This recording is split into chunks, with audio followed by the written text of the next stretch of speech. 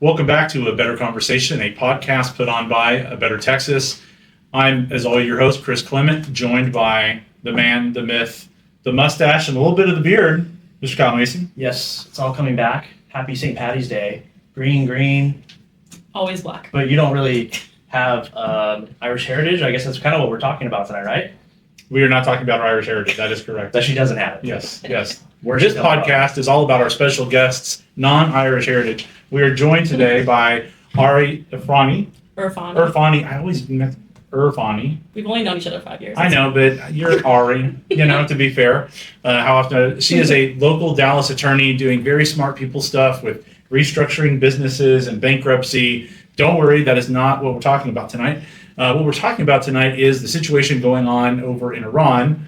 Ari is of Persian descent and has some hot sports opinions and also lots of knowledge, context to offer. So thank you for joining us, Ari. Of course. So what do you want to offer about yourself to our audience to start off with? How should they know you? Well, I guess I am of Persian descent. I'm 100% Persian. My mom and dad were both of Iranian descent. I was born in Iran, but I was 2 years old when I came here. So even though I'm Iranian by blood, I'm American by life, I guess. I do have a lot of family still back, family, friends, and loved ones back home. So obviously this is really close to my heart. So what is, I guess, moving here at such a young age, like, how does your Persian heritage or, Iranian birth, like, how does that still factor into a day-to-day life for you? Or does it? Yeah, I think that Persians, we have a very strong culture, and and a lot of it translates into family.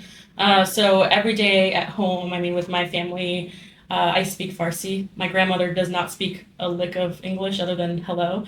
And so I speak Farsi at home with my family, and I celebrate my culture in terms of, like, we have Nowruz, which is coming up actually in 2 weeks, which is our Persian New Year. So I still have cultural ties to it.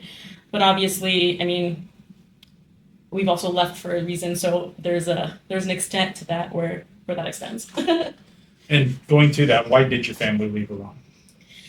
I think like most families, people left Iran for better futures and better opportunities, especially if you have female children, like my mom did. Iran is modern day Iran, not Iran, because we're going to talk about how it's much different. Ever since the 1979 revolution, is not a very female friendly environment, and I wouldn't be who I am today or where I am today had my family stayed back home. So one of the things that we kind of used interchangeably is Persian, Iranian. How would you describe to our audience how those terms are similar, different, overlap? Yeah, so Iran is a country, and Persian is kind of like it's a heritage and it's a lineage, right? Like, so it dates back to when the Persian Empire was a thing. So thousands and thousands of years we had the Persian Empire before modern day Iran, and so that spanned from it was very large. It spanned from parts of modern day Turkey, parts of all of Iran, parts of modern day Afghanistan, all the way to parts of northern India. It was a massive area, and so there are Persians that are not of Iranian descent amongst other modern day countries. But so it's kind of like a heritage and a culture.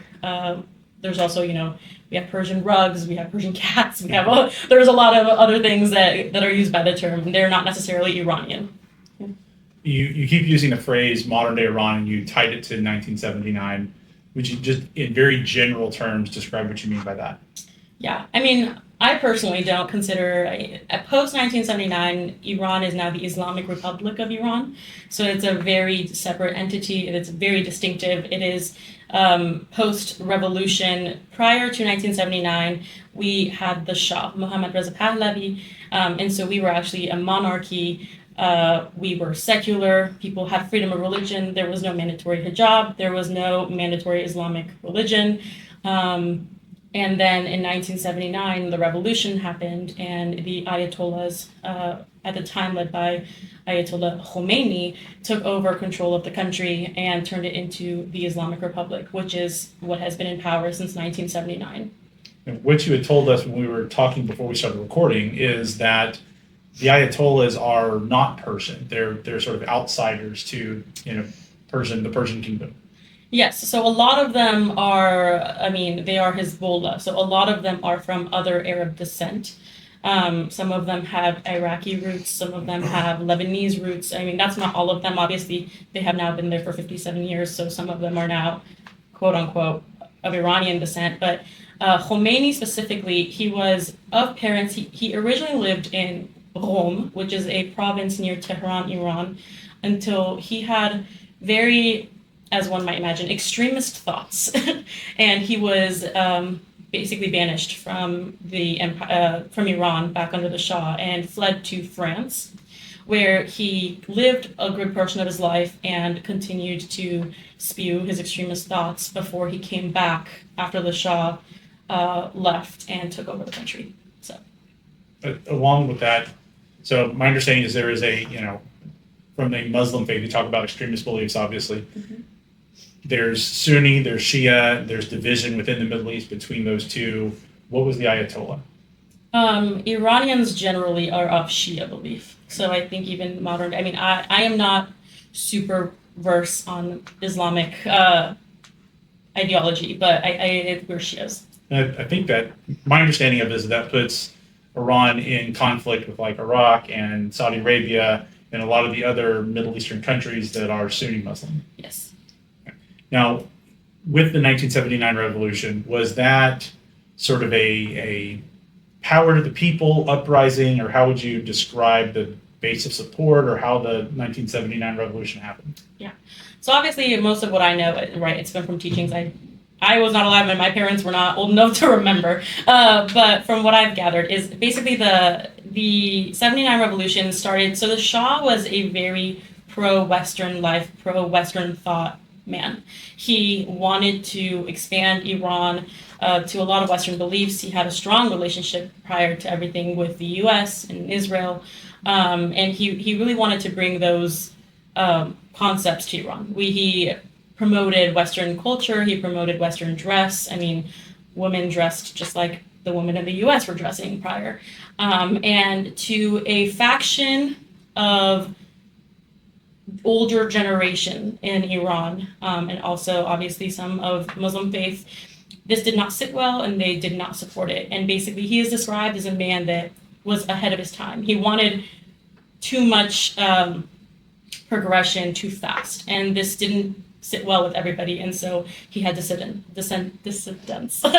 And so what happened is that these smaller groups of people grew loud voices, and they were kind of being led on by the likes of Khomeini and his followers, and eventually kind of had an uprising. And the Shah at the time was also very sick. He had cancer and was not doing well. And so he said, if the people don't want me, I will leave. And so him and his family left Iran and they came to the US, and Khomeini came to Iran with a promise of everything that he never accomplished. We are going to, a lot of these minority, like dissident groups, thought that we were going to start a new level of government. They didn't think that he was going to come in and start a theocratic, Islamic, extremist, terroristic, dictatorship that he then did lead.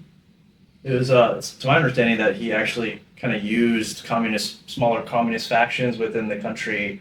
There was like very liberal groups and a lot of women groups and stuff. And as soon as he came into power, essentially they were executed. Yeah, he tried to gain support from, he tried to gain support from Islamists and also, communists, and also smaller women groups. Like he was basically saying, look at the Shah, he's living such a lavish lifestyle. He's, look at how he lives and how he dresses and, the cars he drives. And, and look at you people, and why is he taking all the resources? And Sure. basically sold this thought. And once he came, he basically got rid of all those people, either immediately or slowly. Mm-hmm.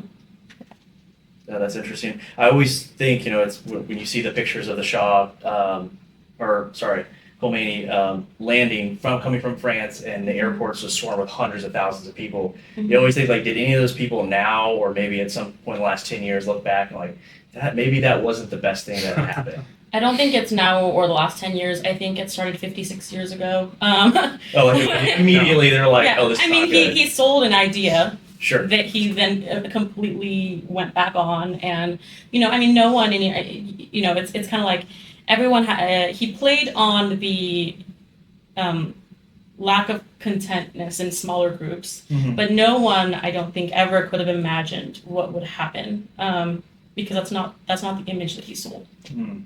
I mean, that's sort of the exact playbook of Marxism. I mean, I know wasn't necessarily Marxist, but that whole thing of you take a bunch of upset people, you try to group them together into a group of you are the oppressed, you are the downtrodden. These people that are currently power are the ones that have done all this to you.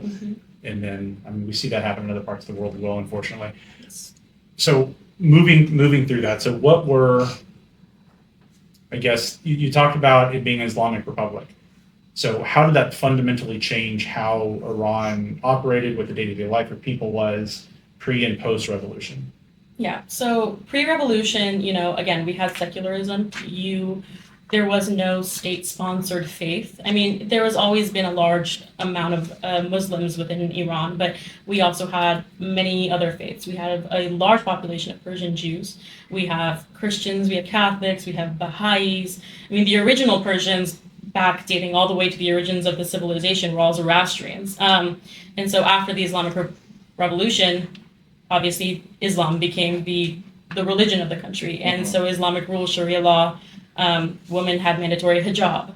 Women needed permission from their husbands to travel. Women needed permission from their husbands to do anything with the kids. The husband automatically got the kids in the case of a divorce. Like everything, women became kind of second class, and Islamic law took over the life and kind of changed everything fundamentally.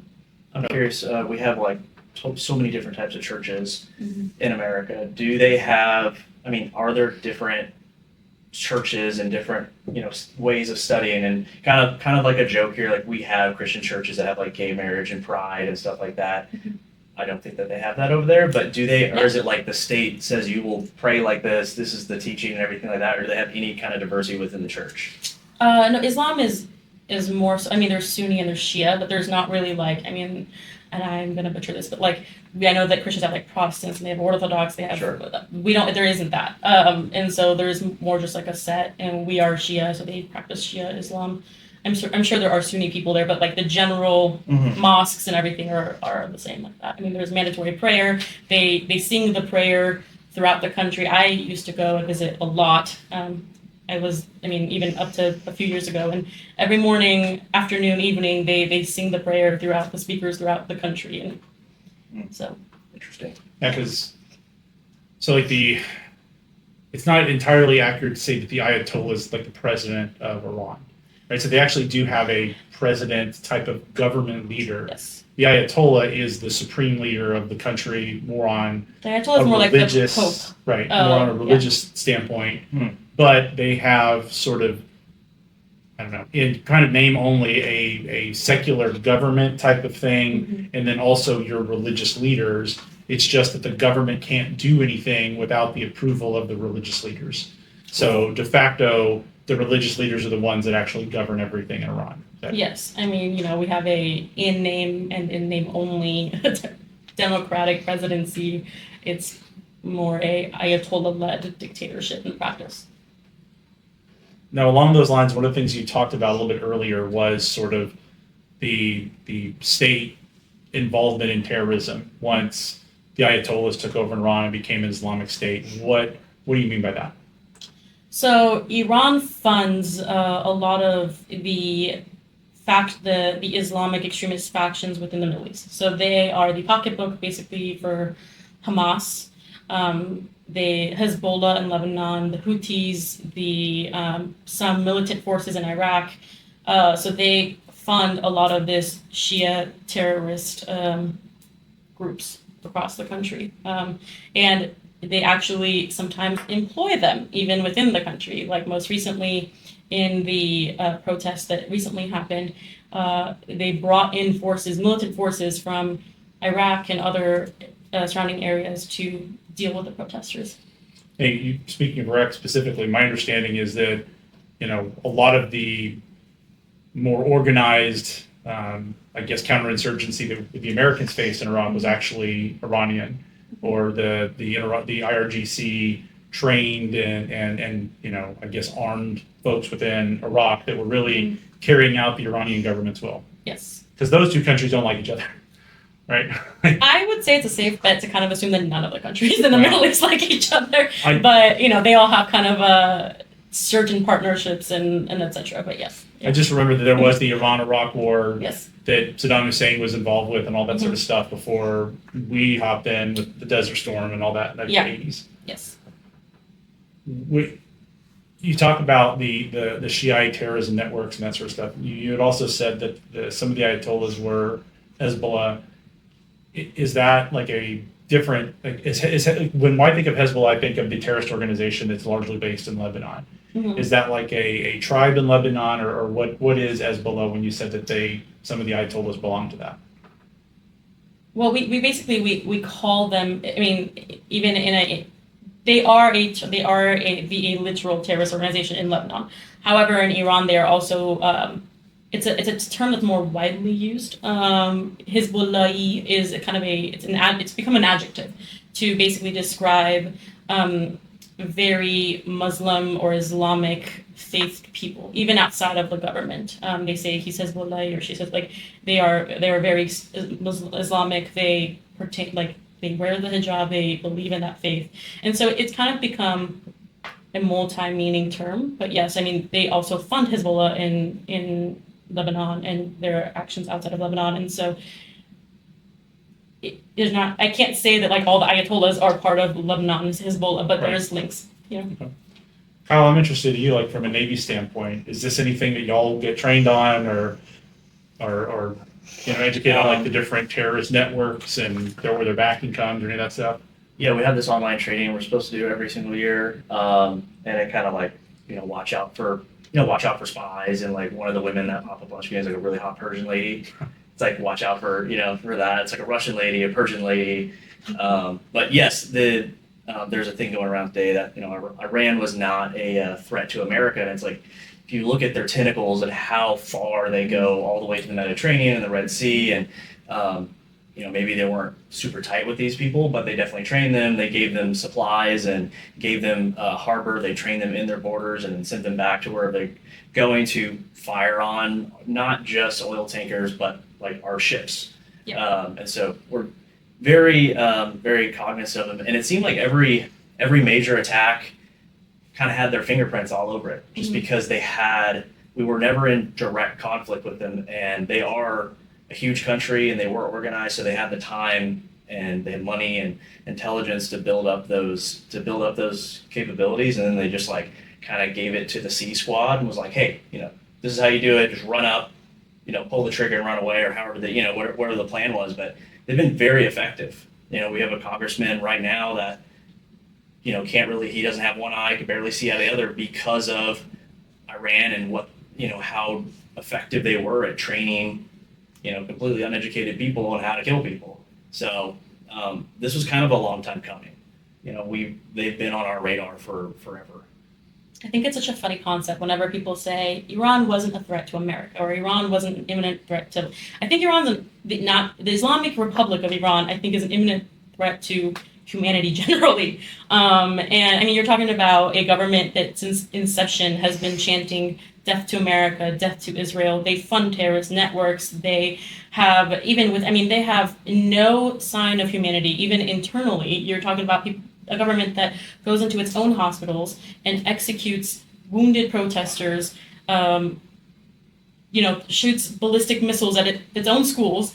And you're telling me that, the foreign minister came on to he did some kind of interview and he said, we have 83% enriched uranium, but for peaceful purposes. Mm-hmm. For what peaceful purpose? You are not a peaceful government. And I think it's such a joke when people buy into this idea. That's the thing that always got me, even back when the U.S. did strikes last summer, right? It's yeah, I mean, the Iranian government is obviously trying to get nukes. There is no reason for domestic energy production to enrich uranium to the high levels that they were. Much lower levels of uranium is all you need to boil water, essentially.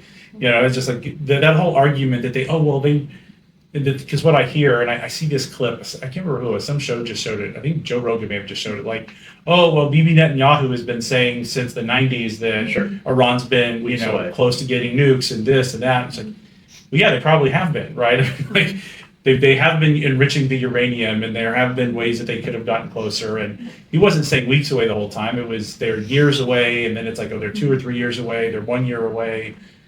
I mean, it sounds like they've been trying to do this for the whole time. Yeah, and I mean, if it was a legitimate government, I think the argument would be different. I think there is a faction of people that say, okay, well, why does America and Israel and X country, why are they allowed to have nukes? And, every country has a right to defend itself. I think the main thing that it comes down to in this situation is it is an illegitimate government that is run by highly violent, highly theocratic individuals, and so you just don't know what they're going to do. They're the number one state sponsor of terrorism. That to me is like the open and shut of why they can't have it. It's like we don't worry about France or England developing a nuke and handing it over to some sort of terrorist squad that's going to go set it off in, even if they're just setting it off in some country in the Middle East. Doesn't even have to make it here to the U.S. Like the devastating impact of that would be insane. Yeah.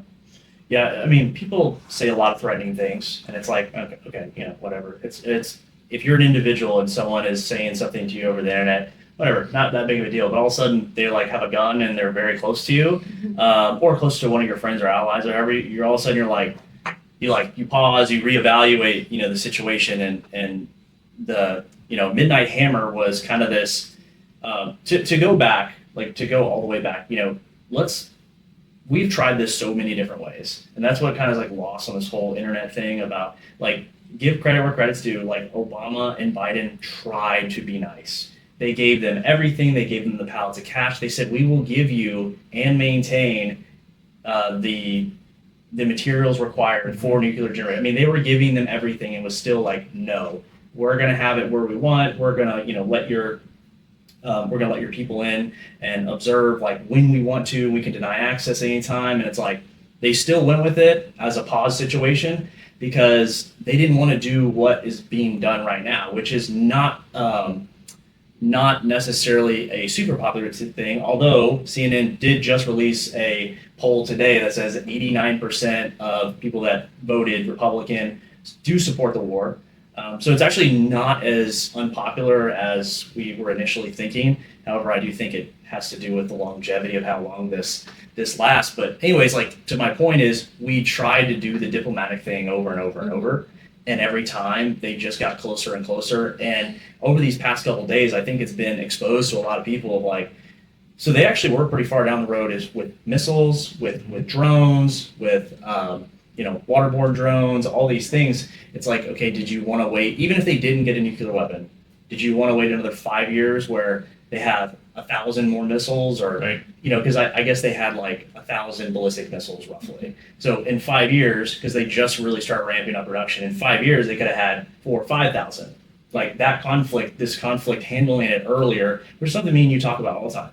People don't want to make a really hard decision and handle issues now. Mm-hmm. People have been kicking Social Security and Medicaid and Medicare down the road, and it's either we handle it now or we're just tossing it to our kids. And a really hard decision was made recently. I mean, what is, as far as I guess personally, but also within the Persian-American community, what is the vibe from that?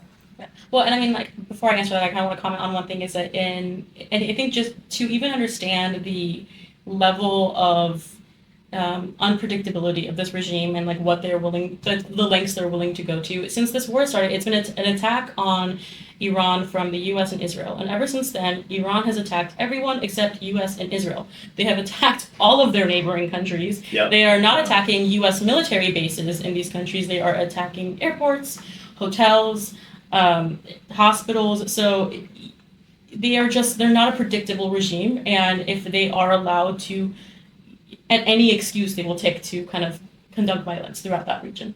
But amongst the people, I think there is it's a double-edged sword, right? Obviously, right. For the people living there, it is a very scary time. They are living under constant attacks. And yes, the U.S. and Israel have been trying to mainly attack security forces and army areas. However, the issue is a lot of these areas are within very densely populated areas in the city, and so even hitting a police station in the heart of Tehran or Esfahan, especially in neighborhoods with older homes, has flattened entire neighborhoods, and it is obviously an extremely scary time. But however, I think for both people in and out of Iran, generally there is a resounding finally, because this is a government that has taken over our country and has terrorized our people for 57 years. And if people are not, casualties of war are sad, and yes, civilians, children, women, they're all affected. However, the regime was killing all these people anyway. And I think there was such a lack of coverage in Western media about the 40-day killings that went on in Iran prior to the U.S. intervention that it baffles me how many people do not know anything about that, and they think this was just some kind of completely unprovoked, we were in the middle of negotiations and we decided to bomb them.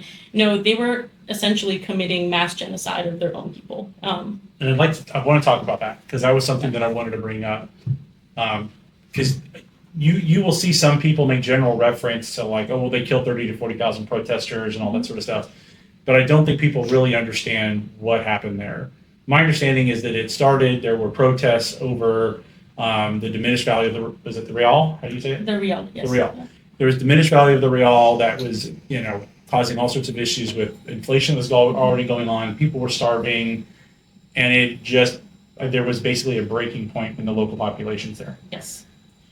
What happened? So the regime has basically burned the economy to the ground, and it has reached a point where people could no longer, a large majority of people could no longer afford food or clean water. I mean, you're talking about a 150-to-1 ratio real to US dollar. It is costing people 10 to 15% of their monthly salary to get 1 kilogram of meat in this country. So they're not able to feed themselves. They're not able to. Help me out here. Kilogram is what now? 2.25 pounds. There you go. Couple pounds of beef. Yeah. So one meal is basically 10 to 15% of their monthly salary. And that is for someone with a good enough salary. People couldn't afford to feed their families, feed their children, and there was just people were done with it. And I think what was really different, throughout history we've had different uprisings in Iran. There was the Green Revolution. There was the protest that happened after the killing of Mahsa Amini in 2022. The big difference here is that we call them Bazari, so like the merchants, and a lot of them are actually Muslim. A lot of the Muslim merchants, even they were fed up with it, and they joined the protesters. And this led to 2 days of wide mass protests across the country. And everyone was calling for the downfall of Khomeini. They were literally chanting death to Khomeini in the streets. When you say mass protests, like what are we talking about here? Millions of people. Okay. Iran has a population of roughly 90 million people. Something Ted Cruz doesn't necessarily know. Yeah. And it's interesting because, obviously when you see the map of the world, it's not to size. It seems like Iran's a very large country, even though it doesn't look like it on the map. And it has a very large population of people, diverse people. And so they were all in the streets, all basically, chanting death to Khomeini. They were done with the government, calling for the downfall of the government. And something that Iran doesn't have, we are unarmed civilians. They don't have a Second Amendment. They don't have weaponry. So they were just in the streets. The Islamic Republic, as they often do, responded with mass force. Military level, police and Basij forces were in the streets shooting at protesters, killing them on site.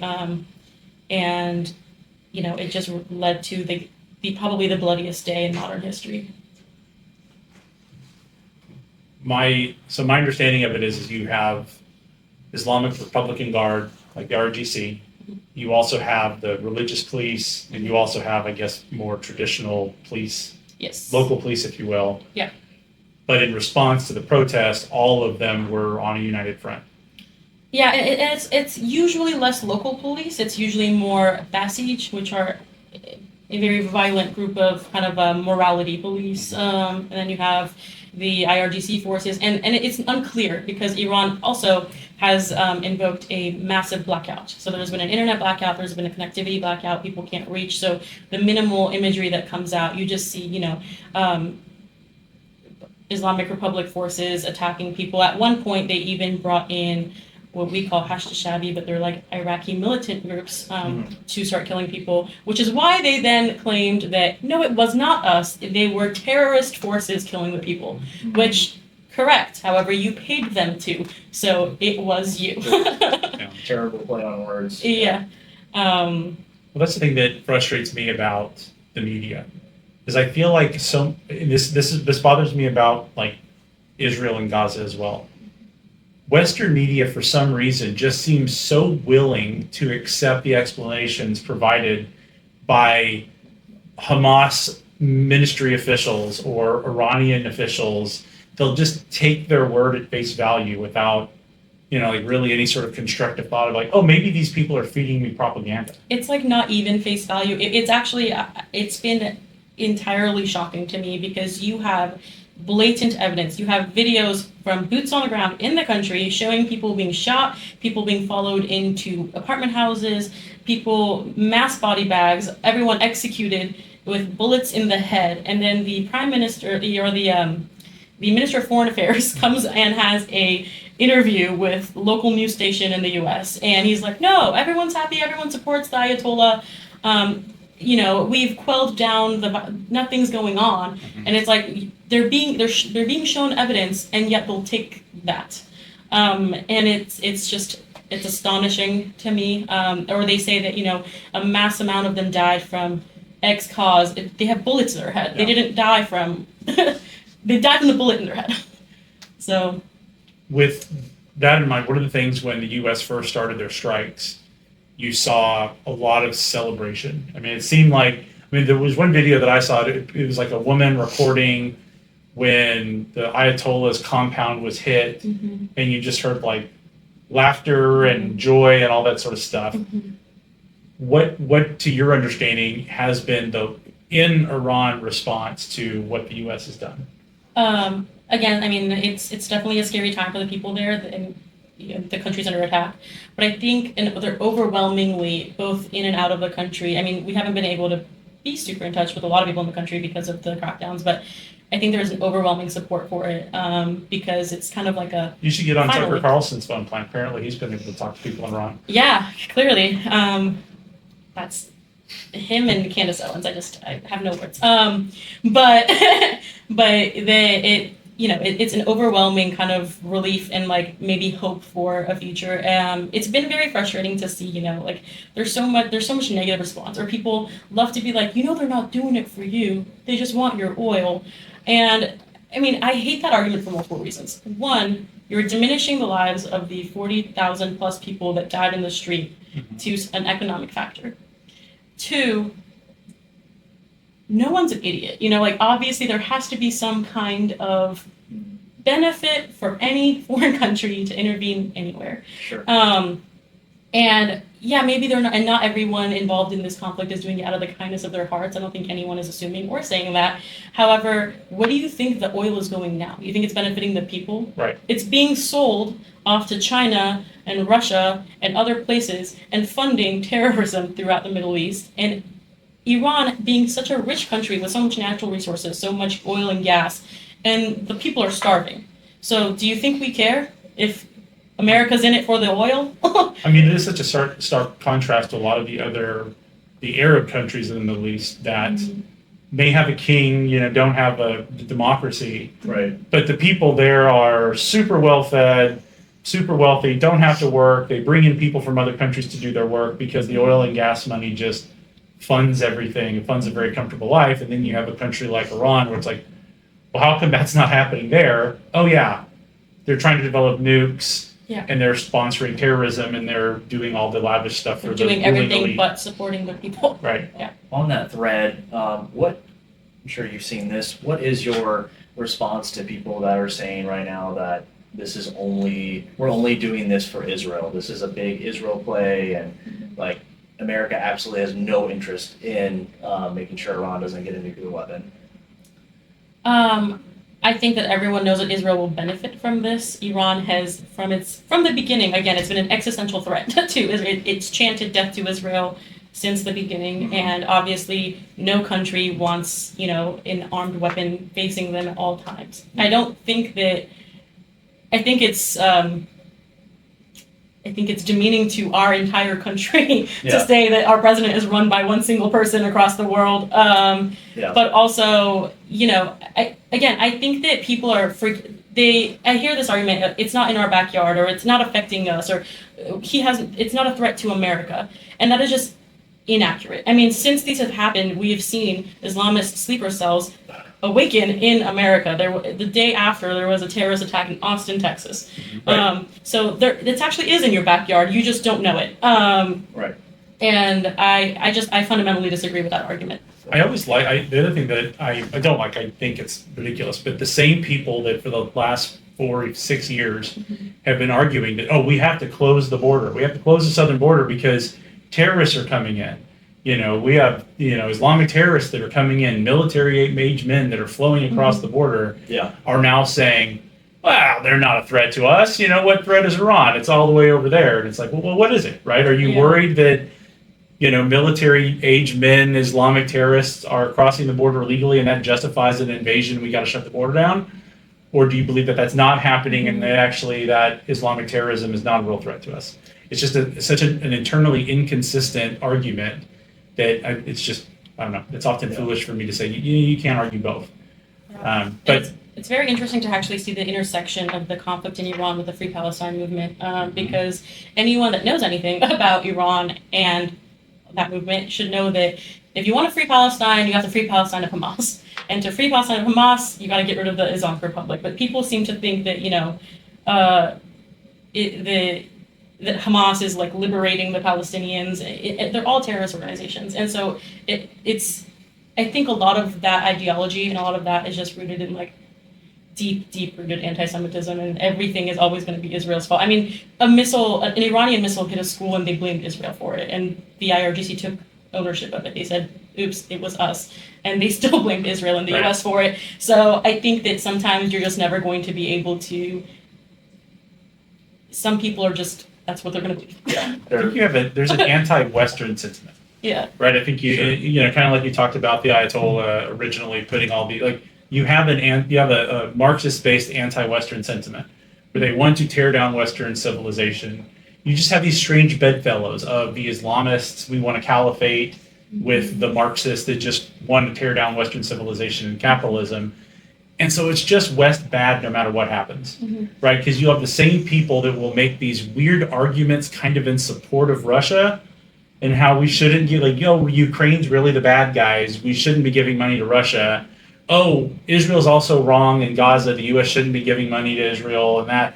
The U.S. we shouldn't have been gone into Iran either. We shouldn't have done that. It's the same people making that argument across the board.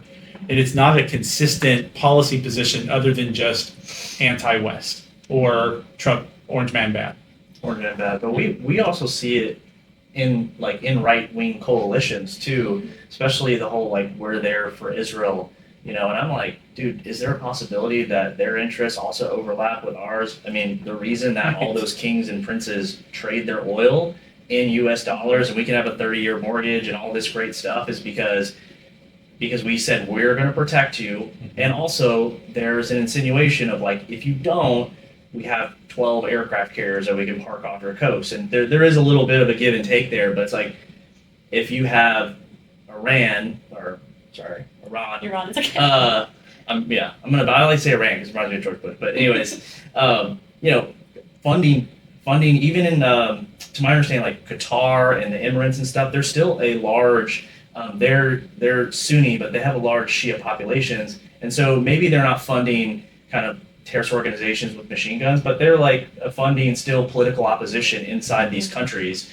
I know maybe 5 years back, Bahrain had a bunch of riots, and everyone had to get shut down on the base and everything like that. Those were funded by Iran, and so the overlap is just there's a lot of overlap that people aren't acknowledging. It's no one likes war, and obviously this could go sideways, and it might not be a Venezuela type thing where we're in and out in one night and it's really cool. We got all the cool memes and everything, but the fact is that this is a very important situation that, we deal with it now, and yeah, we're paying $3.75 for a gallon. It's $3.50 here, but if you're in California, sorry, but It's like $8.80 right now in California. That's crazy. yeah, which is crazy. But it's like, okay, let's give it another, I don't know, month. I mean, if Americans could, not be so petty and weak, it's like, dude. I think there's also just a deeply rooted misunderstanding of Iran. Like, people don't understand how evil these people are and just some of the underlying policies. I mean, I've seen everything from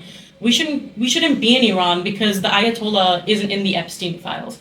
It is the legal age Now of there's Putin, right? Putin's not in the Epstein files. Ayatollah. I can confidently say with 100% force the Ayatollah is not in the Epstein files because the age of legal marriage in Iran is 9 years old.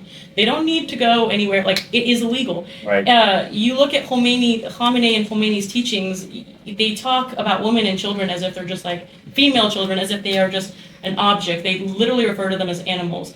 When they arrest these protesters, if they are women, it is against their faith to execute virgin women because they say they will go to heaven.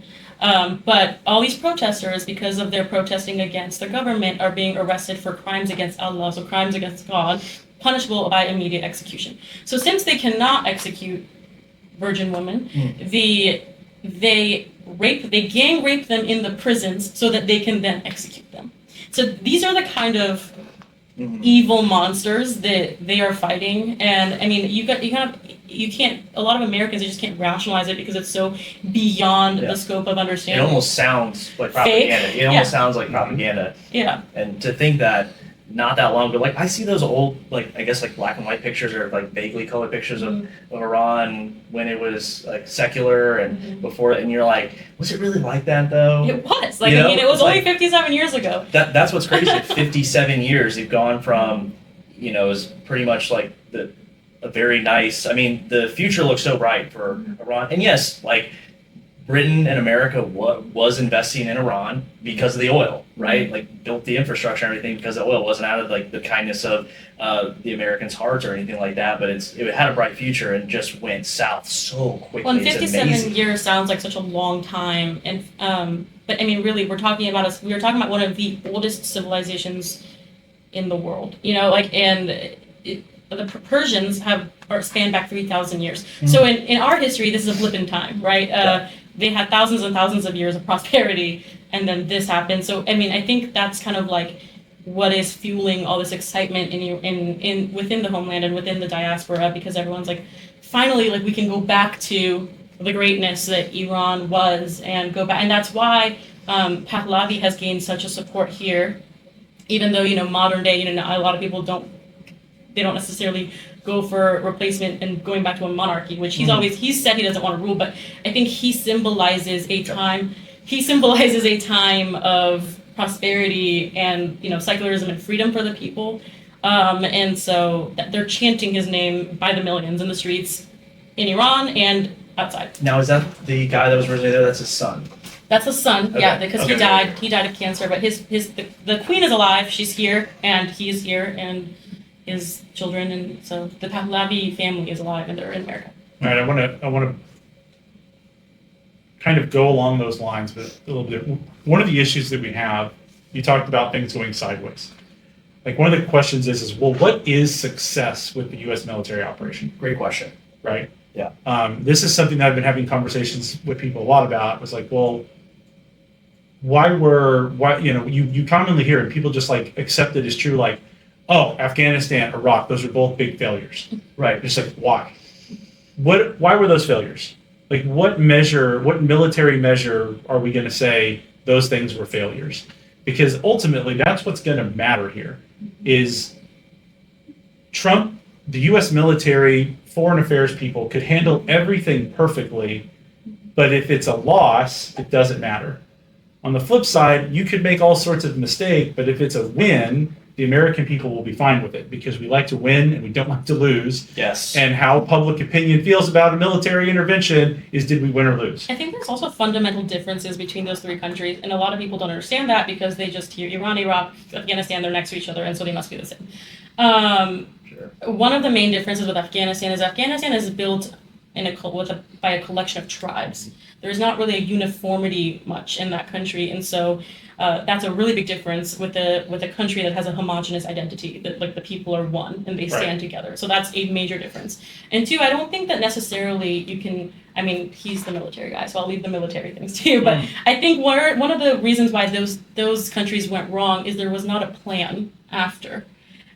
Much of a plan after, at least. There was a power vacuum that led to everything that went wrong in those two countries. And here, there's an ultimate difference because one, we have a structure that we had that worked well for a very long time that is, you can revert to. And also, there is a clear opposition leader, and there's a clear opposition leader that has mass support within and outside of the country. And so there is a plan, and I know he's been in talks, with foreign leaders and everything, and they have a actual laid out, drafted, post regime failing, 90-day plan of how to reinstate a government so that we don't turn into Afghanistan or Iraq. And so this is where I ask the question, right? Because what you just described would be a success for the Iranian people. But as far as the U.S., like let's talk about like Afghanistan, for example. Well, we destroyed Al-Qaeda, we killed bin Laden, and we gave them ample opportunity to have a different type of government. Didn't take, we leave. Where's the loss for us? Obviously we lost troops. I'm not downplaying that. We killed a lot more bad guys than we lost, though. So from a military measure standpoint, where is it that we lost that conflict? Because to me, it seems like we did achieve our goals, and we killed a lot more enemy combatants, terrorists, all that stuff over there than what we lost. Help me see where that is a loss. Well, it goes back to a term called mission creep. And you're like 99% right on the military engagements and talking about how many of them we killed and us. I do think that we value U.S. lives more than others, so it could be like 90-1 and we would still be fairly upset about it. But we lost because we took out those things that you said, and then all of a sudden someone came forward with, we need Jeffersonian democracy there. Right. And it's like that is an unrealistic goal for a culture that just does not mesh. It never has, it never will. And then I'm a big fan of history, and going back and looking at history, how many great figures have walked into Afghanistan and completely lost everything. There's something about that land and area that is a black hole for empires. I agree, but how'd that happen to us? Because how did Afghanistan really have a marked negative impact on our American empire? The debt we have. I think in Afghanistan, Iraq, I think we're at like $8 trillion of debt there. I think we have possibly the total loss there. I think was like 7,000 or something like that. Between both. Between combat deaths and both. Yeah, and not just soldiers, but also like private contractors, things like that. But then you also have, tens of thousands of people that serve there that have come back. They're dealing with a lot of different issues. I also think it kind of, I don't know how to quantify this, but kind of broke the aura of America. We were living on high with Desert Storm, right? And that was a perfect example of like, go in, put this guy over your knee, say, hey, look, you want to stick around? Like, these are the rules. He sat at the table, he signed the bill, we left, Saudis are happy, Iran is still looking at us, but they're like, okay, like we got it. Mission creep. I think it was the big thing. You're putting the generals in a position to try to execute a plan that was not achievable, and they told them that that's not achievable. And that's where I think, again, going back to it, if you grade Iraq and Afghanistan in comparison to military history, those are both W's, right? We went in there, we accomplished our military goals, and the problem that we had is that we tried to do too much, right? Because you talked about Iraq the first time. We went in, we got them out of Kuwait, we destroyed their military, but we left Hussein in power and just left, right? We didn't consider that a failure because Hussein stayed in power. We look at Desert Storm as an absolute abject win. Yeah, definitely is an abject win. I would say when you look at Iraq and Afghanistan, we had the same initial goal, military goals. We accomplished those. The problem is that we set this unrealistic endpoint goal of oh, well, we're going to have Jeffersonian democracies in Iraq and Afghanistan now. Right. And that was never going to happen. That's never happened. So it's just like, yeah, we didn't get an A++, but we got a solid B+ because we accomplished what our military goals were. And by the way, neither one of those places are breeding grounds of terrorist organizations or major sponsors of terror organizations like Iran is. So that's where I go back to my question in Iran. It's just like, well, let's go back to the first Desert Storm in Iraq. Okay, we go in, we knocked out all of these evil scumbags. Not all of them. We knocked out the initial elite scumbags. Top of the pyramid. Top of the pyramid. We've wrecked their ability to make war. We've given the Iranian people an opportunity, I think, to rise up and take back their country. I mean, I have opinions on that. That's what I want to ask as far as like, I understand that for the Iranian people, most of them, success is new government. I think that's a success not for just Iranian people. I think that is a success for America because Right. Okay. I think that when you keep trying to go back and talking and let's go back to the table and talk to the new Ayatollah or their new regime or whatever. These are inherently not trustworthy or honest people. And so, I mean, just how there's been how many failed nuclear talks because they keep signing a deal, they keep promising and pinky promising, and then they keep doing whatever they're going to do. And I think right now, especially, under the threat of war and they're all being killed and they're all being taken out, any member of the IRGC that makes any promise to America of any kind is a lie, and it will just be for us to back off temporarily, and then they will go back to perpetuating violence and terrorism, etc. I think that in certain situations, I'm not a scholar on Afghanistan or Iraq. I'm not going to talk about those two, but in Iran, you really need to get rid of them to solve the problem.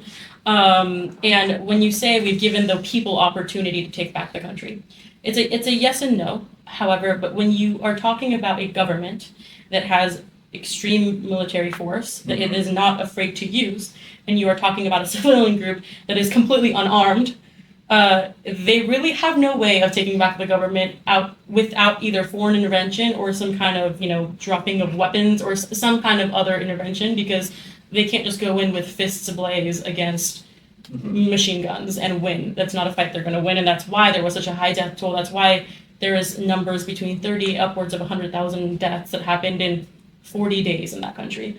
So it's a mix, and if you get rid of this regime, again, that's when it's a win for America, because you're also getting rid of the funding of all these other terrorist groups that cause all the problems for us, for Israel, for the entire world. And so that it'll just go back to being what it was if you don't. Yeah, I think the administration has been vaguely specific, and what I mean by that, no, You're right. It's just such a good turn of phrase. It's like they'll say like, we've been very clear from the beginning, and then it'll be like, and kind of what you said, we're taking out their weapon stockpiles as far as ballistic missiles. We're draining all their drones, and then we're destroying where they're made and how they're made, taking out the top brass, if you will. I don't know though, really kind of what the plan is. I think what the plan is kind of what happened in Venezuela, or just like in most of, I have a short list of operations, successful regime changes that America actually has done. And there is a long list. There's a healthy list of successful regime change. America today knows Afghanistan, Iraq, of course, they were absolute disasters. And then we also know Vietnam, right? So those are like the big three, and they were huge disasters. There's thousands and thousands of American lives lost and treasure and embarrassment. But there's a long list. But I think ultimately maybe unfortunately for the Iranian people, or maybe this person has a change of heart or is forced to kind of open up talks within in the country, is like they're kind of waiting for enough of the leadership to be taken out, and then somebody in a power vacuum does finally get enough support, and they come to the table and say, hey, we're ready to make a deal. These are, we won't do this, we won't do that, we'll open up to have elections, or kind of whatever it is. I would be willing to bet some money that is going to be someone from the military there that is going to take charge, just naturally, just in the vacuum of history. And then to your point about it's like what you said, they're unarmed. And you were right about how they're very effective. They will bring in people from other countries to squash rebellions because those people don't care. It's not like the police officer that lives in your neighborhood, right? They'll take them there, they'll house them there, they'll enforce the law, and then they'll move them out. And it's like, so yeah, the only way really is like if somebody doesn't come to the table, then the administration is going to have to put in massive weapons orders for like steel pressed AK-47s and a ton of ammo, and just start essentially flooding the Iranian people with the Second Amendment. And at that point, I think these are steps. Like it was negotiation. Okay, that didn't work. Then it was midnight hammer. Okay, you're still not listening, and now it's this, and it's just going to keep going down and down and down. How far it goes is just a really interesting thing. But I do think at this point there are going to be boots on the ground, but it's not going to be massive invasion type. I think that you are going to see, if there are going to be boots on the ground, it's going to be a very limited capacity. Maybe they try to kidnap somebody, or maybe they secure Kurg Island or whatever it is, which is wild to think that you have a massive country and you have this little island 90% of your oil comes out of. They didn't think like pipeline to Afghanistan, pipeline to Russia, pipeline over here or there. I don't know, it just seems weird to me. But that's what I kind of see from what I've seen from Trump, how he's been talking since, 2010 about the wars and how he handles things. That's kind of my guess. But I think it's notable to also say that what was different that happened in this revolution that hasn't happened in prior protests. There has been some overturn of forces, and there has been, again, Pahlavi has been speaking to the people in Iran too. Like he's been sending out memos, and one of his biggest things is he talks to the kind of the military, not the IRGC, like not the Basij, and not their like terrorist funded one, but like the general army of the people. Sure. And he talks to them, and he's like, hey, you are the people. You stand with the people. Stand with the people. And so there has been some overturn in where the military has changed and changed sides and tried to get on the people's side. And so I think that may be a possibility.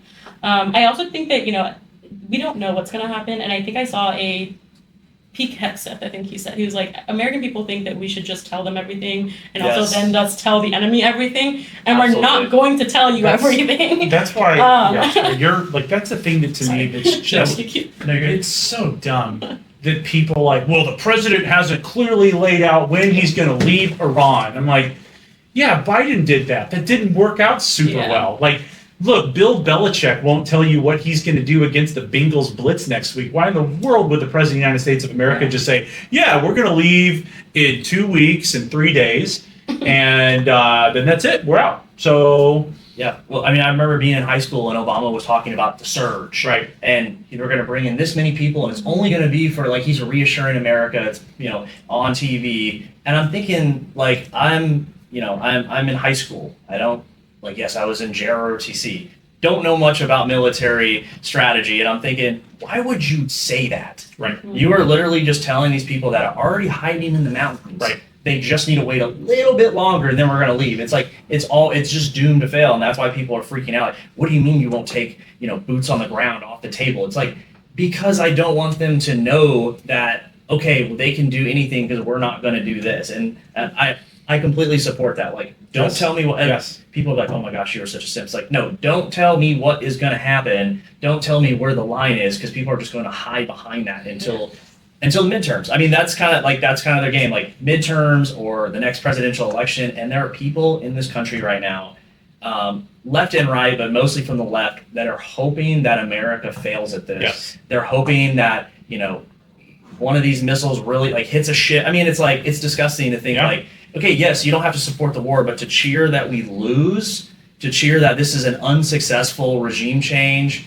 and violent terrorists win. Violent terrorists win, right.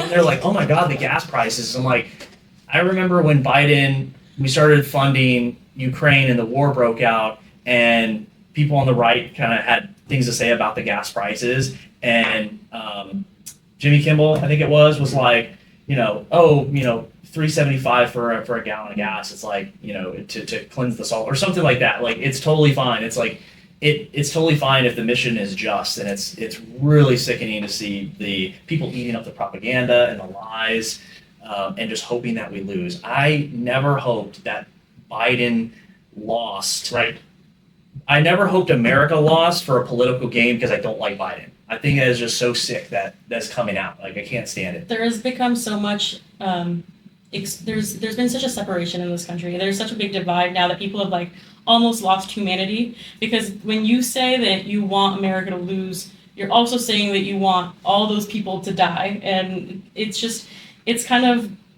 disgusting and gross. And like if America loses or if this regime stays, I mean, I've seen people crying for the Ayatollah in the streets, and it's like you're crying for someone who shot toddlers in the street. There was a famous 3-year-old that in the 40-day protest was on the way. It wasn't even part of the protest. She was on the way to get medicine from a pharmacy with her dad, and the security forces shot her in the head. A 3-year-old. What existential threat did a 3-year-old pose to the regime? None. You're talking about a country that shot down its own passenger airplane a few years ago because it doesn't care. It doesn't care about humanity. And the fact that we've become so isolated, so like orange bad man, Israel bad, that it's between those we can't distinguish actual terrorist regime, maybe worse, is just so. I mean, I've always told all my friends, I've told everyone around me, I'm like, I don't really care if you like Trump or if you like Obama or you like who. None of that matters. This should not be political, and it is not political. This is humanity. This is about human rights and a country that is committing genocide. And I think that we can all align forces, even if you don't agree with everything someone does, but sometimes there's something worse out there. Mm-hmm. Well, I mean, the problem is that you have a lot of people that take politics as a game. Yeah, but it's And not. so It's it's a people's hobby, lives. right? It's a hobby. It's a thing that they do. They post online. It's a social thing that they do. They need a rush. It's something that they make money off of. They're grifters. They do all that sort of stuff. And for them, unfortunately and sadly, you see that they don't give a rip about whether everybody should be praying that nothing happens to our troops. Everybody should be praying that the Iranian government collapses and the people that are there that are pre-1979, Iran is the future, right? I mean, everybody should be wanting that because even if you're mad at gas prices, well, you're mad at gas prices because they shut down the Strait of Hormuz. Right. Yeah. And guess what? You don't want the a-holes that are willing to do that to be the ones that get to control the Strait of Hormuz. Right. Right? You want to get rid of those people so you have friendly people there. Here is what my hope is. So one of the things that I had, and I can't remember where I'd read this, but it was like a white paper comparing the structures of different different militaries. And one of the things that talked about the United States is that we have way more autonomy for lower ranking officers, right? Like even non-commissioned officers and stuff like that, where they're able to take charge and do stuff. And I guess like battlefield power is a little bit more spread out. You don't have to have like necessarily one person that is the only competent person calling all the shots for everybody else. If the lieutenant gets shot, the sergeant can step up and lead the platoon or whatever it is. Sure. Naval equivalent. But in Iran and a lot of the other militaries in the Middle East, it is very like patriarchal, to where you have a handful of super competent, or at least they are super competent leaders, but the officers below them, the junior officers, have very little training and have very little ability to think on their own. They need the orders from above. Mm-hmm. My hope, especially when you're talking about like defections already happening within the military, is that someone in that patriarchal system is like, oh man, it'd be awesome is if I would be the guy that the Americans liked after this was all said and done. Right. Like maybe I could rally our troops here and overthrow these people, and then I'm going to be the hero to the Americans post whatever this conflict is. Like that's my hope, is that somebody like that emerges from within the system in Iran right now, and just purely selfishly, because foreign affairs are not altruism, it's not charity. Of course, nations are going to act in their own interest. But I hope somebody is just like, has the gumption and the self-interest enough to say, I'm going to take over these military forces and fight back against the current government because I want to be showered by the Americans after the war is done.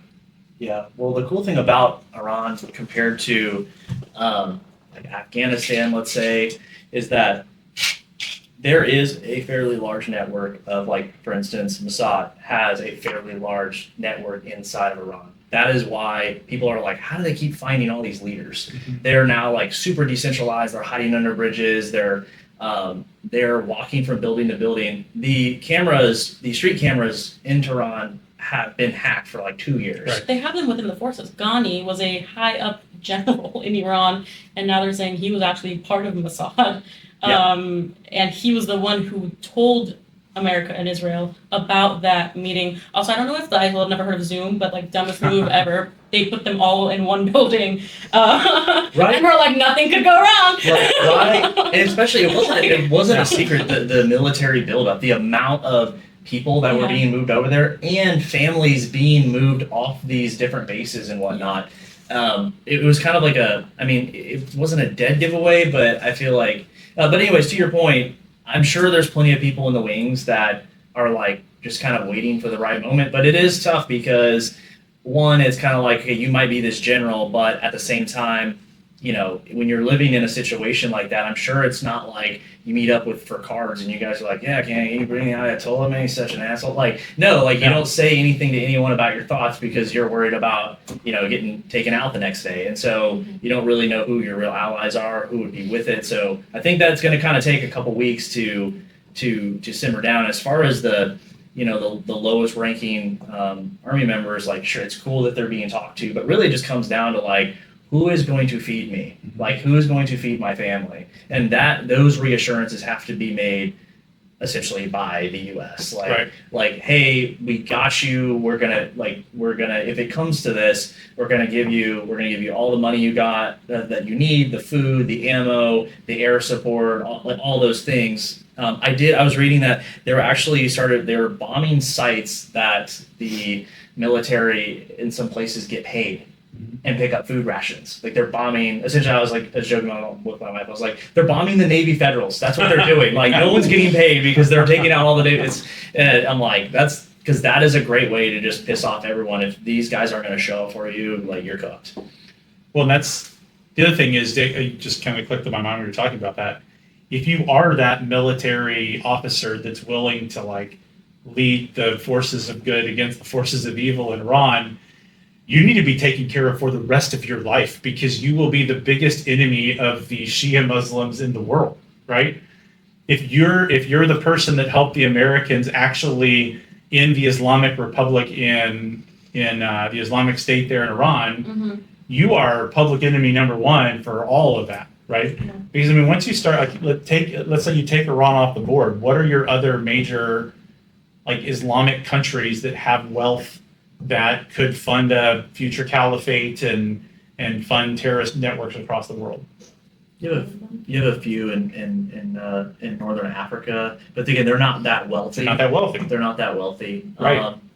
I think you're always going to have this. You're always going to have cells. Like, you're always going to have terrorism and stuff. But no, I think that even just to kind of go back to like what success looks like, we've already kind of reached deep into the pocket of success because you've taken off so much of these different cells. These different groups don't exist without Iran. Like, you don't have the Houthis with the missiles to disrupt the Red Sea. Like, you don't have Hamas and you don't have everyone in Jordan or even in Iraq. You don't have these groups that are cutting up Iraq or even some spots in Turkey. And right now, a lot of the Middle Eastern countries which don't like Iran are really, they don't like that their hotels are being hit, and they have said stuff about that. But other than that, like, they're kind of silent, and it's kind of like NATO, like, they're nowhere to be found. They benefit from everything we do, but it's like, dude, the heavy lifting's already done. Literally, just drive your ship down there, and if you are an English ship or a French ship or a German ship, you can drink on your own boat. They have a pub on their boats. I'm extremely jealous of that. That is BS that we do not have that. So they just go to the Persian Gulf or really the Indian Ocean and just drink and be like, yeah, we're here to help. And it's like, it's such an easy ask. But I think because of those faction groups that you're talking about, I think that's why regime change is really important. Because if this goes south, you don't change the regime, and they go hibernate for 5 years, not only are they going to come back worse, you're going to have pissed off some of the most violent people in the world that are in the European countries, Hamas and Hezbollah and Houthi and here, yes, all those sleeper cells. And if you don't get rid of them, if you don't cut that at its neck, then it's going to get really ugly really fast. And that's a situation that was not there in Afghanistan and in Iraq. Whatever happened in those countries, they weren't the ones that were pocket funding all these other extremist groups. So that is a key difference, and that's why I'm always like, there will be no success in this country unless these people leave. Don't you increase the likelihood of sleeper cells all over the world popping off if you have a regime change? They're already there, right? They're already the sleeper cells. They're all over the world already. If there is no more Islamic Republic in Iran or Islamic State in Iran, aren't all those sleeper cells like, what are they waiting for? Well, I they're think for a eventually short gonna- amount of time. Yeah. But then they'll die out. They'll lose Right. their funding. But if you just wound Iran, but then you let it go repair itself and you let the wounds close, and then it comes back bigger and stronger and angrier, it'll take a few years. It won't be as immediate, but it'll be a lot worse, I think. Yeah. So is that worth American boots on the ground? No, and this is I mean, this is that's right, because that's ultimately what the question is with all of this. Like, what is success? The question is, okay, because I agree with you that the best thing would be to have regime change. I could also absolutely say right now, hey, what we did going in there, doing all the stuff that we did right now is a military win for the U.S. It has pushed back their ability to have nukes, develop nukes, do all that sort of stuff. Mission accomplished. If we need to go back and bomb later, we can go back and bomb later, right? I agree with you. It would be better if there was a regime change, there was a friendly government in Tehran, and we didn't have the sleeper cells being funded all over the world. Totally agree with that. But there is the big question is, okay, well, what justifies putting American boots on the ground? They don't necessarily, I don't know if they necessarily even have to be American, but I think this is where you get the divergence between American interests and Israeli interests. I don't think Israel is in it for weakening their systems and then keeping them and hoping that they act better. I think that Netanyahu has a different plan, and it might not be American boots on the ground. It might be Israeli boots on the ground. They did activate 100,000 reservists, and look, if Israel wants to drop 100,000 people and their army into it, like that's their prerogative. But I would say no, because the Iranian regime is good at killing people on the ground. They have 20 plus years of doing it. They are very good at it. They can train a lot of people. That's what they're hoping. That is the big hope. But there's just so many other things that we can do moving forward to, I guess, ultimately get regime change. But a success would still be, unpopular opinion, a success would still be a win even if the regime doesn't change. If it stays the same, as long as we hit, their missile capabilities, yes, they can build them back, right? Missiles, whatever nuclear stockpiles they had, if we can verify that that's the ultimate thing. We're never going to actually be able to verify that all of it's gone, right? There's always going to be this lingering thing. If we can stop them from building drones, it's not the greatest outcome, but you can still walk away and say, we got a W because that was the biggest threat to us, was their ballistic missiles and their drones. Worst case scenario for the win. Best case scenario is you do a regime change from what we're doing and funding, whoever inside. But if you put boots on the ground in any large amount, it's immediate loss. You are going to lose epically. Hear me out. Yeah. Would Israeli I'm also boots, saying you, Chris. would Israeli boots on the ground be the best solution for America? Okay, we're going to have American air superiority, providing air cover, naval superiority, doing whatever you need to there. 100,000 Israeli troops coming in to fight a decapitated IRGC, which could potentially be the avenue of also arming folks that are within Iran that certainly don't have a problem with Israel or Jewish people, and very much would like to get rid of the I guess somewhat minority of the country that is running things within the Islamic Guard or the IRGC. Like that seems like a path to victory to me. I don't imagine that would be too popular with anyone in Iran, even if they don't like the regime or not. I disagree, because Iran, the Persian people and Israel, and Persian people and Jews actually have a very long history of friendship. And I don't know if you've seen him say it. it's all bullshit and it's not true, but Netanyahu is referencing that what they're doing now is repaying a debt to the Persians, because originally Cyrus the Great, which was our king, he actually freed the Jews and led them to be able to cross through and go back to Jerusalem after persecution in Babylonia. And so the people in Iran have no issue with Israel, and they have no issue with the Jews. If actually you see videos from within the country, some of them are waving Israeli flags. Yeah. People here are waving Israeli. There is a very, very, very large population of Persian Jews. If you go to Beverly Hills and you meet a Persian person, they are Jewish.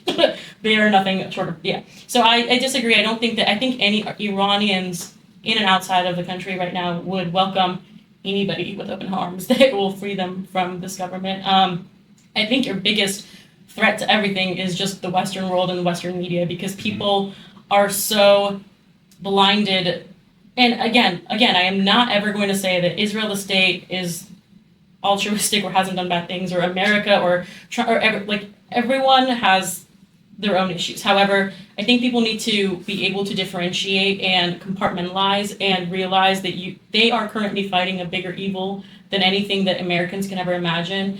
And it's really disheartening when you see, like, for 40 plus days, no one cared about any lives being lost in Iran. Tens of thousands of people. I posted about it daily, and no one cared. And suddenly, a school in Manab was hit, and Western media portrayed it as a U.S.-Israeli strike, and the entire Western world was up in arms about these 140 girls that were killed. And obviously, those are also 140 civilian girls, and I feel deeply, but it just shows you the idiocracy of thousands and tens of thousands were being murdered and people were silent.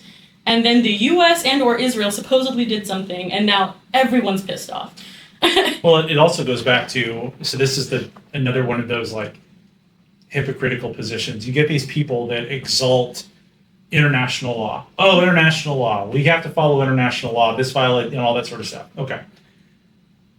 I mean, in international law, what Hamas has done, what the IRGC does by putting military stuff in civilian areas, using people as human shields, is a violation of international law. Yeah. Right? That is the war crime. If you are at war with somebody and they use human shields and you still strike the military target and the civilians die, the war crime is not on the enemy attacking the military target. The war crime is on the local government using its people. Yeah, and Iran has been hiding. I mean, they're employing the same tactics. They are putting they're holding military conferences within elementary schools. They are taking over floors and floors of hospitals, and they're doing exactly, essentially. I mean, they're all the same network. They're all going to have the same tactics, and it's very unfortunate. And I mean, I will never.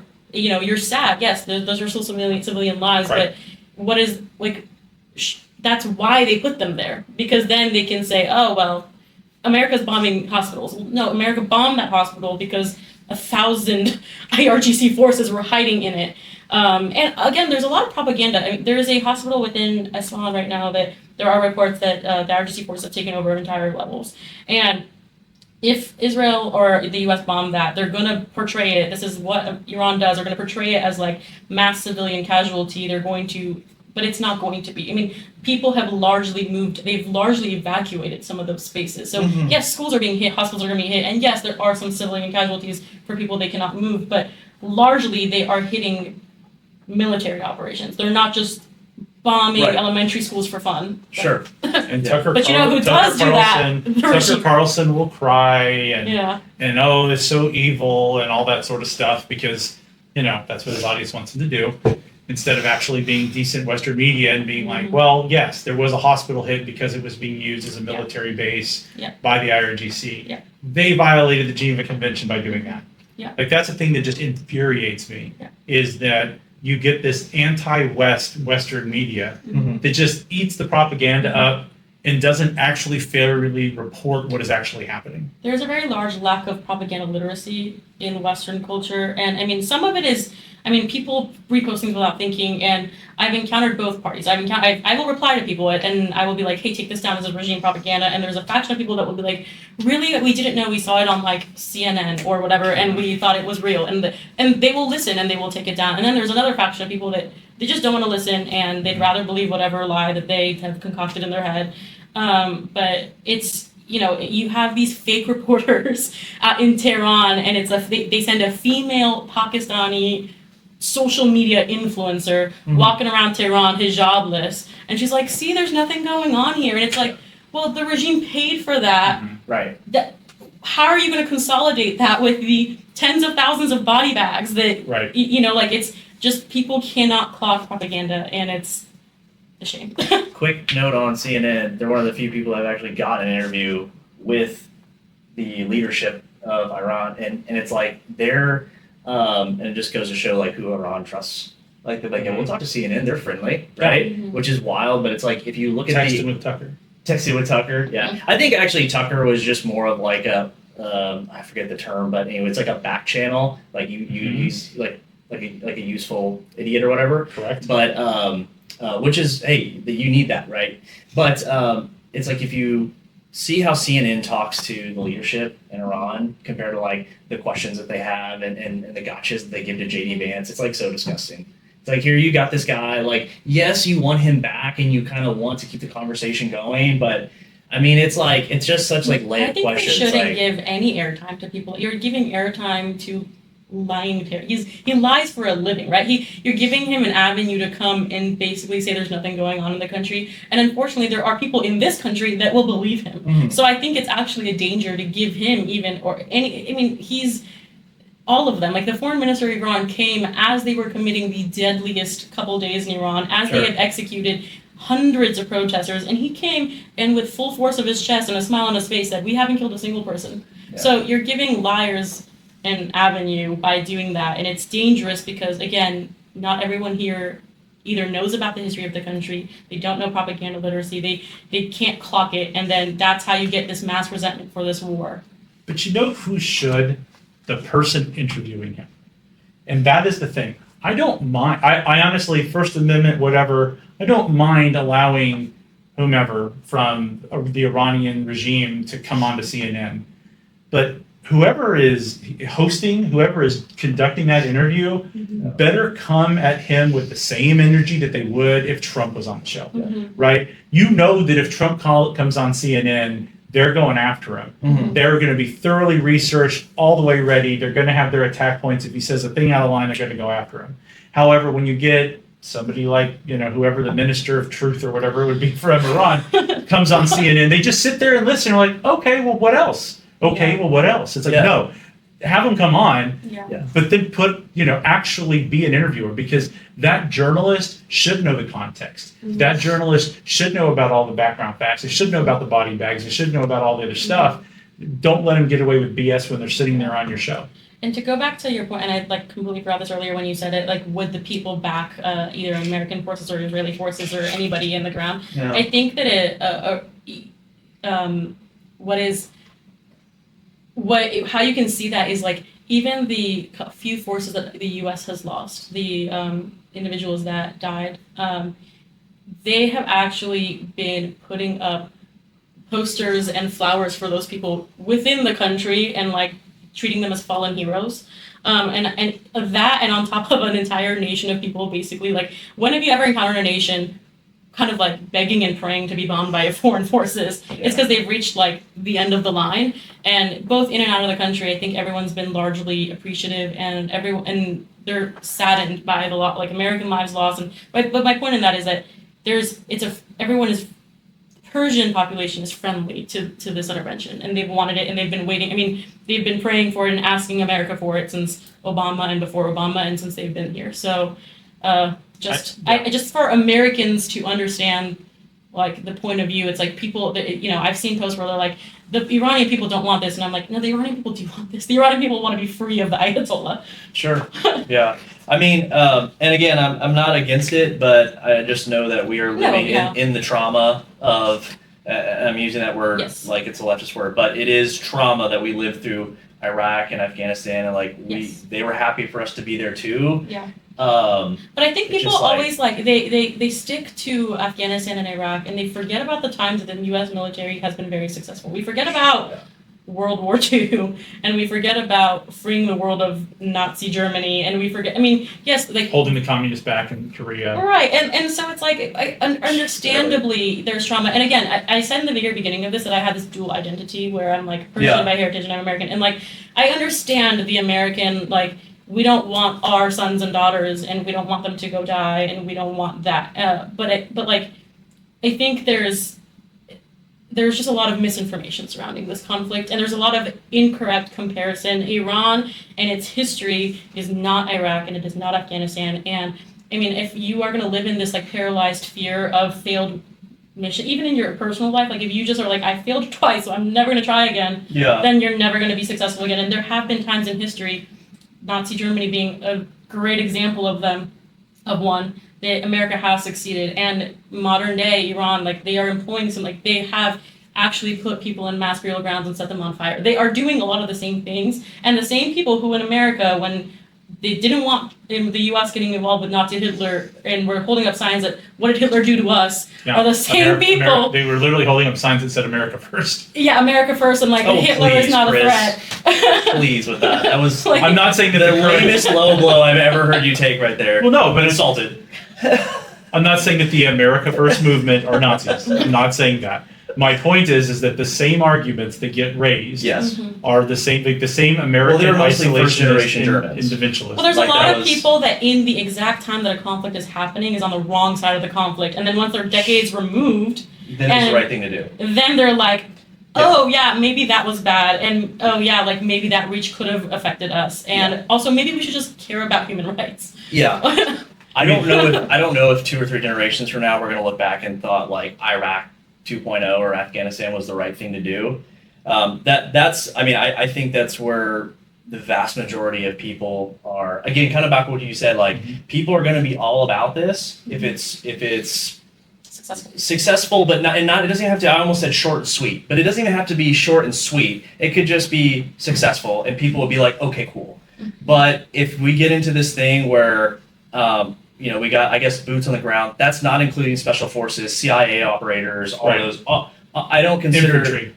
We're talking about infantry. Infantry, exactly. Right. Like if you start having these guys, patrolling and holding intersections and stuff like that, and getting their legs blown off and whatnot, it's like, yeah, I failed a couple times in my life, but like I didn't risk life and limb. I didn't risk $60 trillion. I didn't That's like kind of where this thing comes in. It's like, yeah. But you're also talking about a very yes, Iran is very strong on the ground, and Iranian geography also does not help with that. It has a very, but again, you are talking about a very weakened regime now. They've taken out most of their main generals, a lot of their figureheads or the brains behind the operation generally, and you have a faction forces. So you're not dealing with the same government. Like if we had sent boots on the ground 40 days ago with Khomeini still alive and all of their commanders still alive and all of their main generals still alive, I think that you would be right. Iran has very good terrain for the forces there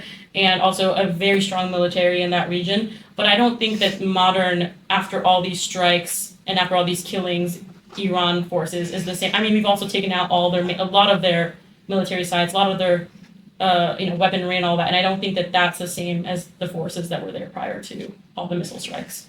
Well, to be fair though, I don't think the main concern is that American boots on the ground couldn't beat the IRGC, right? That if we really devoted ourselves to sending our military into Iran, that we could not beat their conventional military with our conventional military. I think the concern is exactly what happened in Iraq and Afghanistan, where this becomes counterinsurgency situation.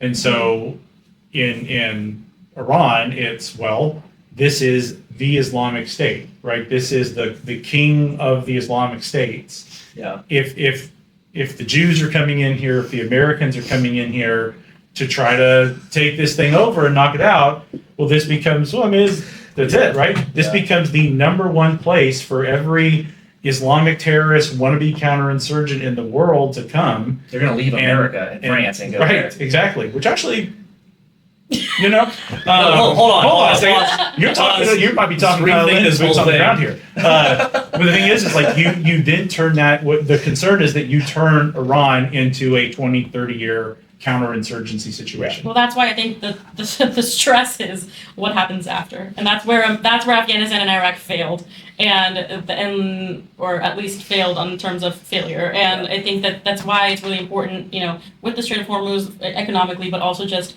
the country that it is. There needs to be a very strong replacement that is friendly to the U.S. and Israel, so you don't risk something like that happening, where it becomes a breeding ground for worse terrorists.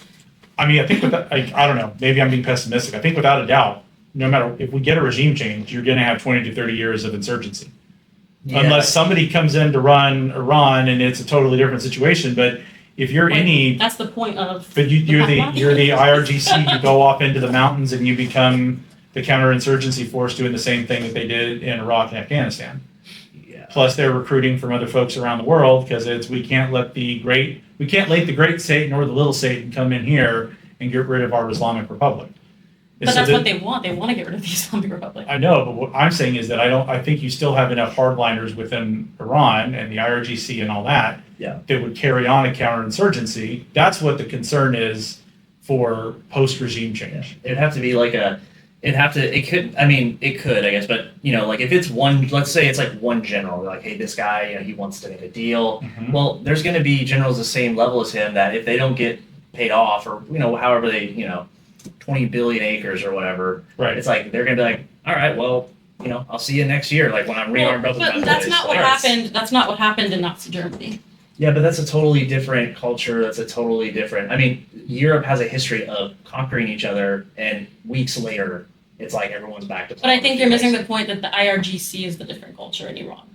It's they are the anomaly in thousands of years. They are the 47 years of anomaly versus thousands of years of a culture that could go back, that they can go back to and revert to. It is not Afghanistan. It is not Iraq. And I think this is where people don't understand the history. Are the IRGC only are they all minority?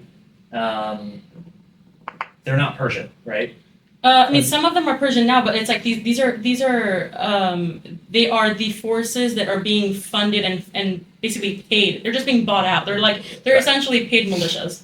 They're mercenaries, essentially. Mm-hmm. And that's why it is the army, which are actually the people, more of the people that are kind of overturning and sitting with the people, and it's not like the Basij. So two different organizations. Two different organizations. RGC is like kind of the private Praetorian Guard honestly, given what they've been doing, and given that they've been killing people, and given that they've been murdering children, those people shouldn't just walk away. They should be like Nuremberg trial. They should be taken. But again, in the Nuremberg trials, we let off hundreds of thousands of soldiers of lower level, being like, hey, the generals, and let's just leave it here because we want a successful turnover. The other part of that was also that World War II was total war.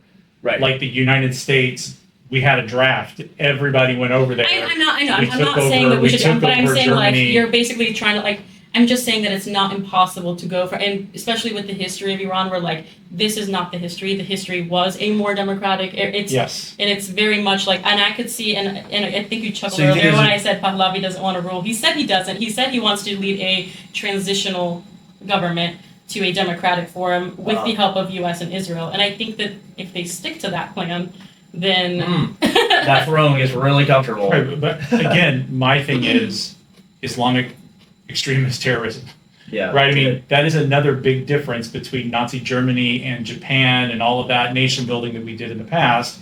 And again, those should be the lessons of Iraq and Afghanistan. Right. Where it's long-term nation building in a part of the world where you have extremist Islamic terrorism is a totally different ballgame. But when you take away their piggy bank, what are they gonna? There's still a piggy bank. There are still people that fund it, right? There are still there. I mean, you're still going to have the Shia Muslim that want their caliphate and that want to fight the great Satan and the little Satan that are going to fund that stuff. And so my point of it is, and this is actually more of a call on the Iranian people, is it's just whatever happens after, if we have a replacement regime of whomever, the prince, whomever, right, whatever that new government is going to have, they need to be willing and they need to be strong enough to withstand hell.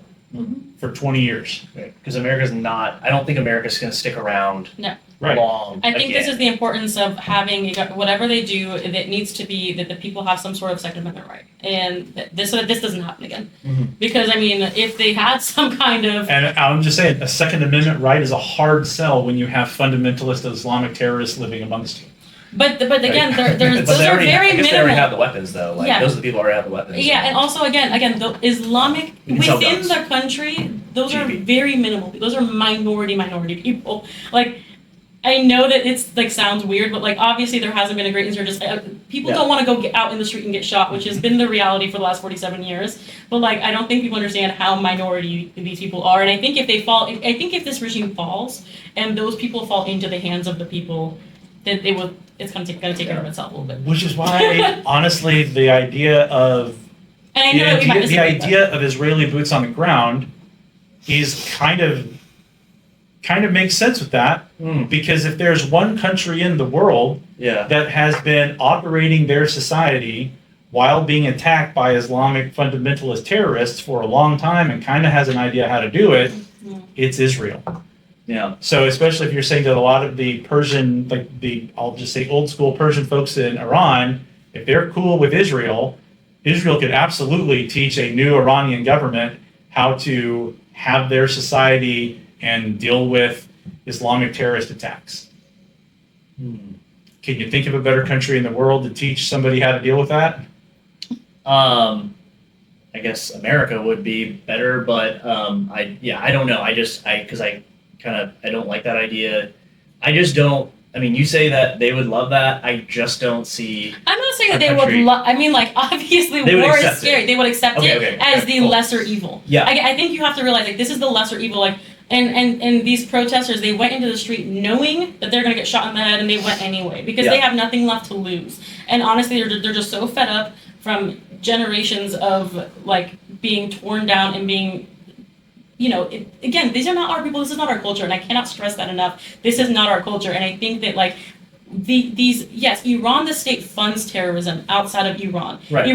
They're not living amongst the Iranian people. Yeah. When I say the Islamic regime is terrorist, yes, like the regime itself is terrorists, but we don't have like Islamic extremist terrorists amongst the civilians. Like that's why I think that some That's of these just the things government it's apparatus just the and- government yeah. apparatus and all of the funding that is being made to these terrorist organizations are to Yemen and Lebanon and like Hamas and Houthis and Iraq and all of those different terrorist organizations within those countries, not within our country or Iran. So So an initial Israeli force No. that arms the Iranian freedom fighters to fight the evil regime. honestly, freedom fighters would join. They would join American and Israeli forces if those countries went in and they armed them. These same people that Not are American- going into the street. my plane is not American boots on the ground. Yeah, but it is air cover and naval cover. that is what is going to end up happening. Trump has said that boots on the ground is not. It's going to happen. I think it's off the table just because of the political situation, which is good, right? I think that he, as commander in chief, I don't think that he has any interest in that at all. He ran on. Yes, he said no new wars, but really he did say forever wars. Right. That's what he kept harping on. Forever wars, and then he said we should have taken the oil, things like that. And people like that. And even in his first term, no new wars. I mean, we were already kind of engaged with ISIS, but not really. And then, he essentially started that thing back up because he's like, okay, no, we can't let them have the foothold and can't let them have the oil, right? And so it's actually not a fear of mine, really, a big, nation building event, just because of the political situation. That's what the Iranian regime is hoping on, that this clock kind of runs out. I would assume, and again, this is all my knowledge from X, is that like, if things don't start progressing in the way they want, I would presume that there will be a lot of small arms weapons dropped into Iran very, very soon. I've already seen people say like arming the Kurds and like all that kind of like and that would be, and you can again, short of that, like people love to say in this country, let the Iranian people resolve it. But again, when you They have can't. what are they gonna do? They're completely unarmed. They're gonna I totally agree like, with that. I mean, that's and like- yeah, they have improvised, and during the 40 days of protest, they set things on fire, and they Yeah. improvised to the extent that they could. But again, fire doesn't defeat machine guns and tanks that they were taking like police and military tanks and just running people over. Like, what are they supposed to do? It's just such a thing. And again, this is where Israeli boots on the Oh ground. my gosh, Chris. Are you gonna call No, I'm just Netanyahu saying. after this? Here's personally? the other I'm thing. gonna get you some Israel pom poms. Here's the other thing. Well, no, these are American pom-poms, right? Look, I don't think that you can overthrow this regime and install a new one without someone's boots on the ground. Yeah, you can't. I don't think that that's possible. I don't think you can just provide small arms and allow that to happen. Someone's boots are on the ground. I think Well, that also, how do you there's provide enough the greed. arms? There's enough greed for a coalition of these generals to be like, okay, let's stop That's my hope. dying and Right. like they have massive revenues from oil and other minerals. Like someone's greed is going to step up, and that is How we beat the Soviets. exactly. How we took down the Soviet Union. Yes. That's my hope. Except a lot of Islamics are extremists. This is not about them dying. Like, they view dying for Allah. It's like jihad. Like, you're not talking about normal American That is or true. Yeah, European. there's a like, bit of a they disconnect don't. there, I mean, they already know they're dying, Yeah. and they're still like, whatever. My American. hope is there would be some rational military leaders that are currently within the Iranian government or currently Iranian military Yeah. that are strong patriarchal that people will listen to. That'll be like, hey, screw them. We're with the people. The U.S. is going to give us money and weapons and air cover and naval cover, and the Israelis are going to give us intelligence, and we're going to take the fight to them. That's the dream. Yeah. I don't think that's going to happen. I don't think that you see that happen without boots on the ground. If there's going to be boots on the ground, I would rather than be non-American boots on the ground. The only option for non-American boots on the ground are Israeli boots on the ground. That is my rationale on how I get there. Yeah. And Israel is not really like a colonial country. No. They don't want to take over Iran. They don't want to take over Persia. No. That's not their deal. No, I they mean, want to get rid of the people That that want Get extends rid of the past their IRGC, promised land. yeah. Right.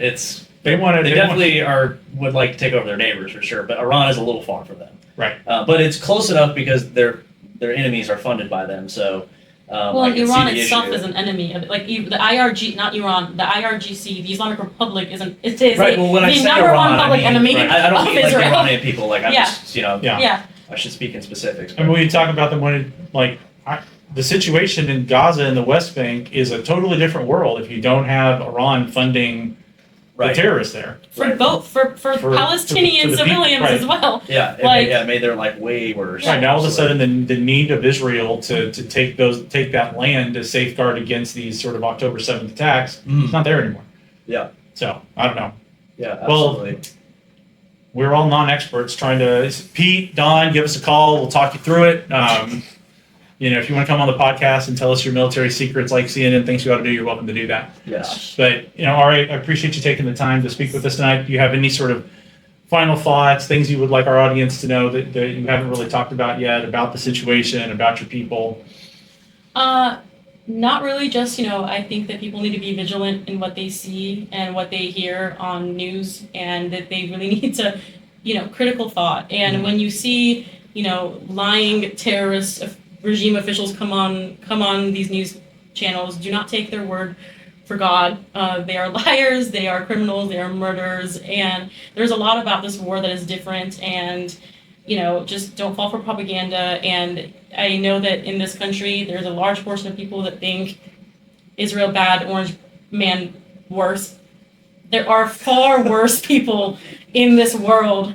And I think that we can all unite against the true evils, the true, inhumane, satanic people of Islamic extremists. And, for America and for the people of Iran, I don't think that those interests are as diverse as people think they are. I think that a free Iran with a different regime will be obviously great for the people and, bring peace to the Middle East, and be great to have an ally for America and Israel, and not everyone be trying to kill each other 24/7.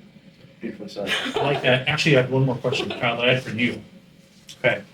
I haven't Haven't had an opportunity to dive into it. But there Look it was up. there was some I don't know, national security advisor type guy that like publicly Cannon. resigned today. Joe Kent, yeah. What are your thoughts on that? Okay, so I like Joe Kent. I liked Joe Kent. I was actually offered to go to Washington and work on his campaign What campaign? when he ran for Congress. Oh, okay. So this is a politician guy, This not was just like he ran for Congress twice in Washington 1, District 1, I think Got it it. was. But Okay. he lost twice. The second time he only lost by a couple thousand votes. And then he got this position as national of counterinsurgency. Okay. And I thought he was like the guy that was like a military guy and He worked is- his way up there, not like a politician. no, who fell he back. is a military guy. So Okay. he's Army, Green Beret, Special Forces. Okay. He is a Gold Star husband. His wife died in Syria fighting ISIS. I did see that. And so, he resigns because, again, he was like, I'm resigning because this war is about Israel and this whole thing. And then he said, in the statement, he said, hey, Iran isn't a threat to us, which we've already discussed the reasons that they're a threat to us. He has said in Congress, like under like Iran this, Iran that, like there's already clips going around of this. Trump made a statement with the Prime Minister of Ireland about him. He's like, you know what? He's a nice guy, but I didn't like him anyway. He wasn't good on security. And I'm like, dude, what? Anyways, but here's the thing. He is recently remarried, and this lady apparently is like an anti-Israel, pro-Hamas, not like anti-Western, but anyways, that's the thread that people are trying to pull on this. Okay. I just thought It's sad. I just thought it was a political move. No, I don't think it's a political move. So you don't think he'll run for office again? He could run for office, but I don't think so. I think Okay. he was a great candidate. He did have good things to say. He was on that Trump train of no new wars, Mm-hmm. but it's like, again, it's like, yeah, but there's also like no never-ending wars, and it's like, again, your statements of like Iran doesn't pose any threat to America, and this is all about Israel is like, it's just simply not true. If you want to see where this is ultimately going, our ultimate foe, which is going to happen, is China. This is all leading to China, and it's like, this is kind of a sideshow. Like, no offense to the Iranian people or anything like that, but like, this is about China. This is about security in the Middle East for our allies. It's about a lot of different things, but Joe Kent coming out, resigning like that, putting out that statement, it was totally, I just think it's just totally disconnected from reality. It's almost like, who are you? What are you talking about at this point? Yeah. So, I mean, I heard Major about L. it. I heard about it because like all of my my liberal friends Yeah. were just singing this guy's praise. I think I probably got it like 4 or 5 times sent to me on social media Yes. stuff from my liberal Yeah. friends that are like, oh, this is a true patriot. Yeah. This is what the whole military should be doing this, and our generals should be doing this and standing down and yes. and all this sort of thing. Okay.